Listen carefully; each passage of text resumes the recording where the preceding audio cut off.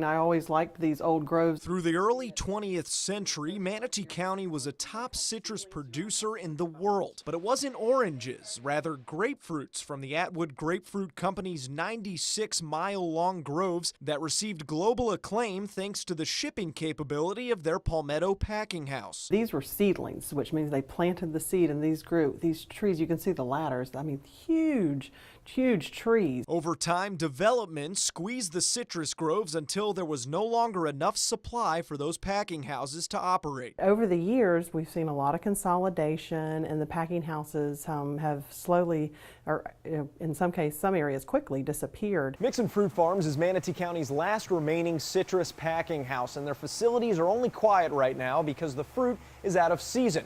But around the state, other citrus packing houses are closing their doors for good as greening continues to devastate this once prevalent industry. Citrus greening is the result of Asian psyllids infecting trees with the HLB bacteria, turning fruit green and rendering the crop and tree useless, even for juice. Dean Mixon sold off 85% of his groves after diseases took over, and only half of the remaining 50 acres are producing fruit worth boxing. We're not packing near as much as we used to, but in the day, you generally figure like an 80% pack out when you bring in fruit in from the field. That was before canker and greening and everything else that's come along. Now you're looking at 40 to 50% pack out. Packing houses in Central and East Florida who don't grow but rely on others to supply their fruit are no longer getting enough to cover operating costs. Since 2014, I think we had like 40 packing houses that actually ran that season.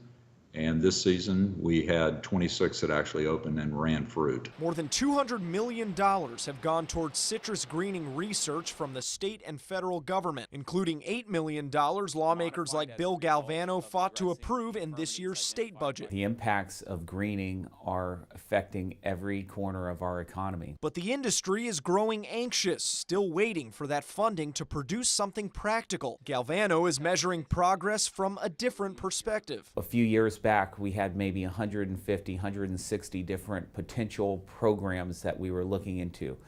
Those numbers are narrowing. The remaining avenues, according to Galvano, include antibiotics, genetically modified organisms, or viruses that target the bacteria. Much of this research is coming from the University of Florida Institute of Food and Agricultural Sciences, who say curing a century-old disease is no small feat. In the past 10 years, we've learned more than the world has learned in the last 100. An impatient Mixon has spent the last 5 years experimenting on his own crops with a local company's unapproved biostimulant, which has yielded his healthiest trees so far. You might burn all the fruit and lose your crop for the year, or worse yet, burn the trees. But the growers are getting desperate now. They're ready to try most anything. Others are holding out hope that the citrus industry will endure, as it's proven time and time again in the past. Agriculture is so resilient, and the citrus industry is too, and there have been many battles that the citrus growers have faced over the years, and they've overcome.